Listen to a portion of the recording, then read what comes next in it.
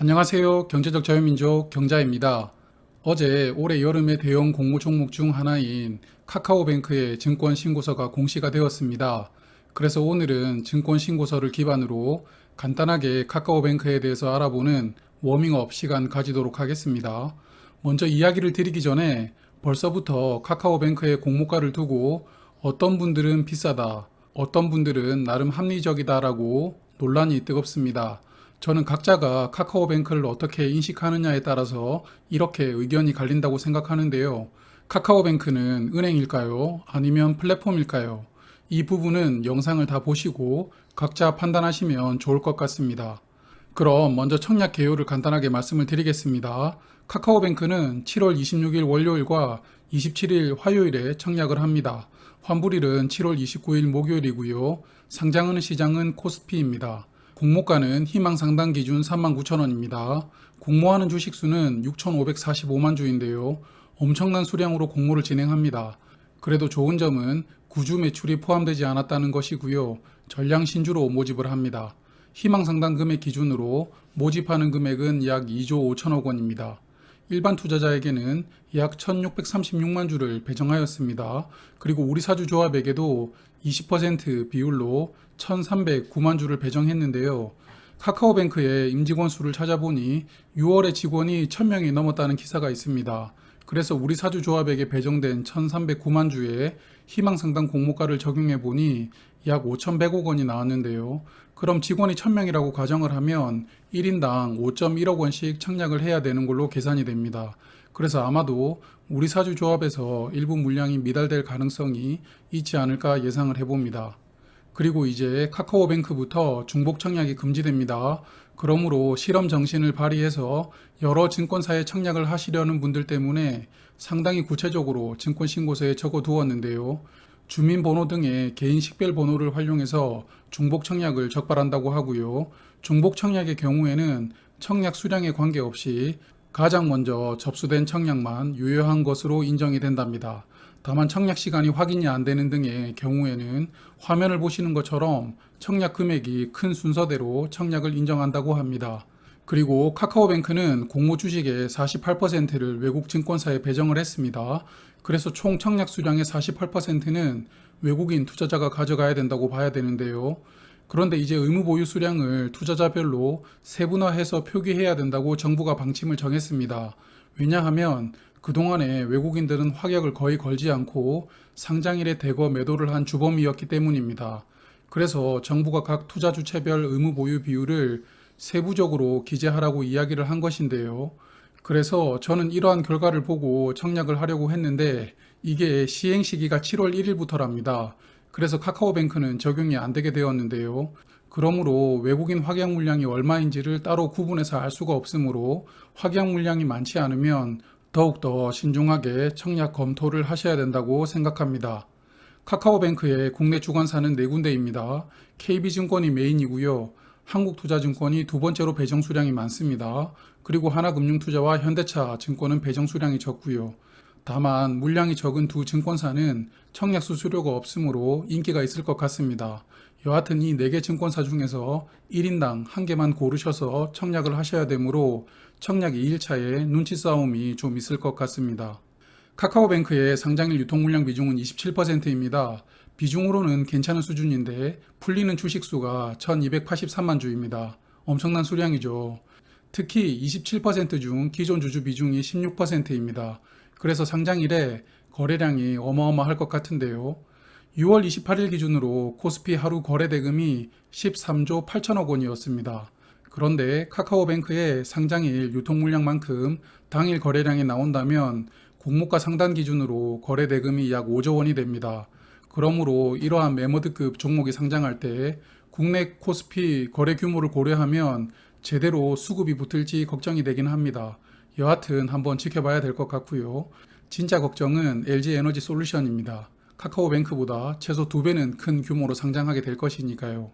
그리고 카카오의 주요 주주인 한국투자, 국민은행, 넷마블, 텐센트 등은 전부 보호예수를 3개월에서 6개월 걸었다는 것을 알 수 있습니다.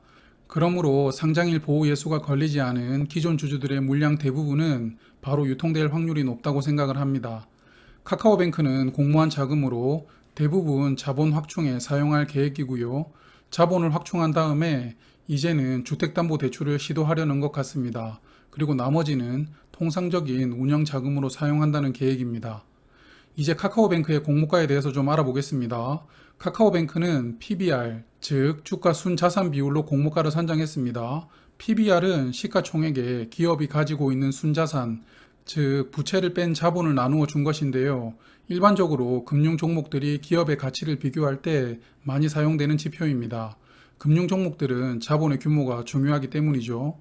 PBR이 낮을수록 기업은 저평가되어 있다고 판단합니다.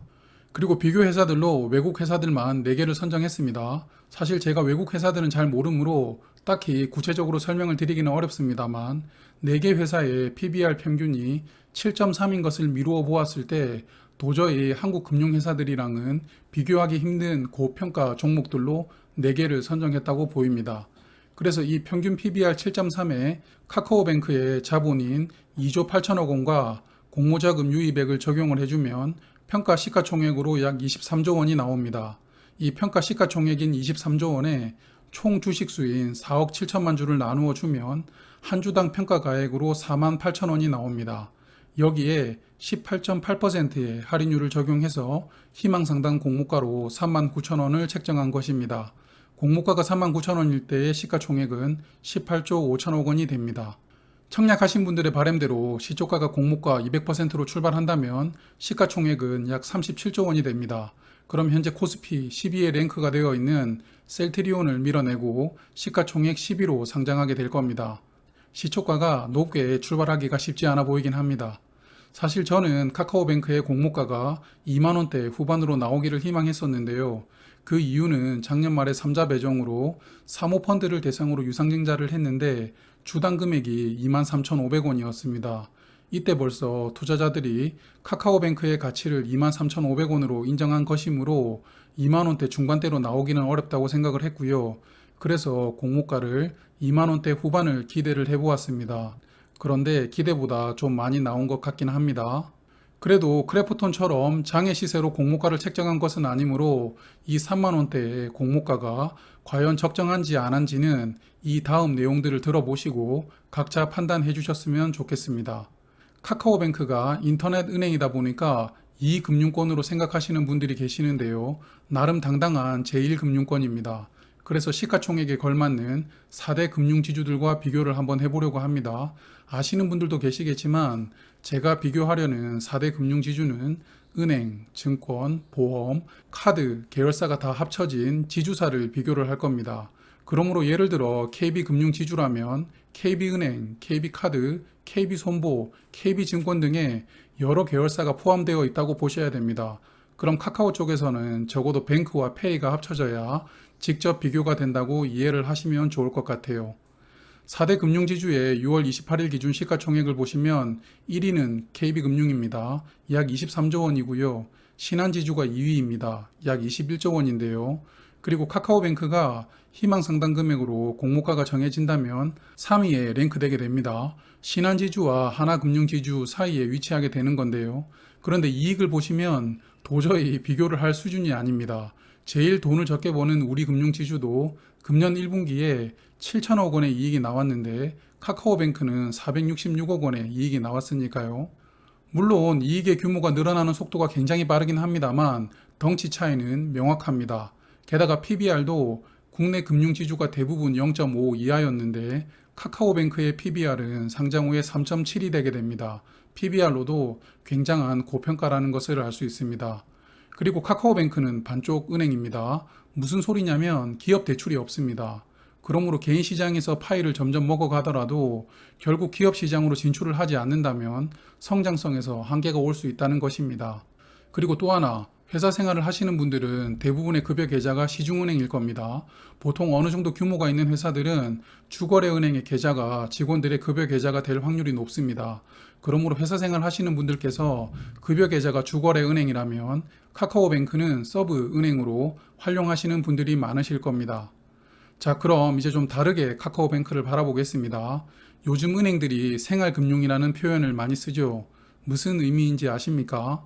은행들이 만든 수많은 어플들이 결국 은행 업무를 보기 위한 단순한 도구에 불과하다는 겁니다.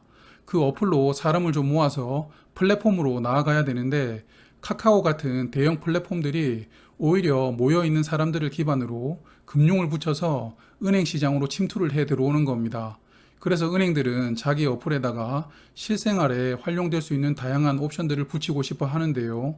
그래야 플랫폼 기업들과 대등하게 경쟁할 수가 있는 겁니다. 하지만 플랫폼을 만드는 게 쉽지 않다는 것은 다들 아실 겁니다. 그래서 이러한 플랫폼의 힘 때문일까요? 카카오뱅크의 고객 수는 급격하게 늘고 있습니다.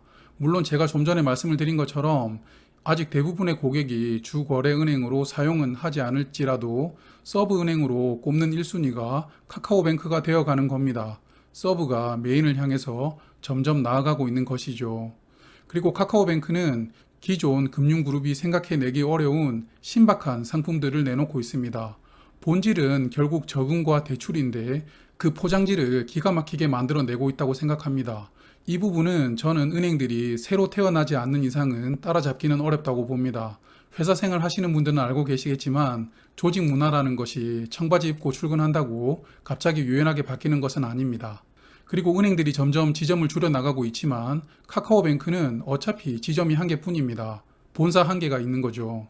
그리고 직원 수도 19년 기준으로 국민은행이 18,000명이었다면 카카오뱅크는 786명이었습니다. 이러한 판관비 차이로 인해서 매출 볼륨이 커져간다면 늘어나는 이익의 규모가 훨씬 더 커질 수 있는 겁니다. 카카오뱅크의 공모가 상단 39,000원 기준으로 20년 실적을 적용해 본 PER은 163이었습니다. 이익으로 163년을 벌어야 시가총액에 도달한다는 소리입니다. 이해하기 어려운 PER인데요. 그런데 요즘 시장을 뜨겁게 달구는 모회사 카카오의 PER이 225입니다. 그러므로 이렇게 고평가이지만 결국 시총 3위를 만들어낸 것입니다. 자, 말씀을 좀 많이 드렸는데요. 결국 서두에 말씀을 드린 것처럼 카카오뱅크를 은행으로 생각할 것이냐 아니면 플랫폼으로 생각할 것이냐에 따라서 카카오뱅크를 바라보는 시각은 완연하게 차이가 날 겁니다. 이 부분은 영상을 보시는 분들께서 각자 판단을 해주시고요. 소개를 드리고 있는 저도 아직 아리까리합니다. 그러므로 늘 그래왔던 것처럼 수요 예측 결과 그 중에서도 의무 보유 합약 비율을 보고 청약을 결정할 겁니다.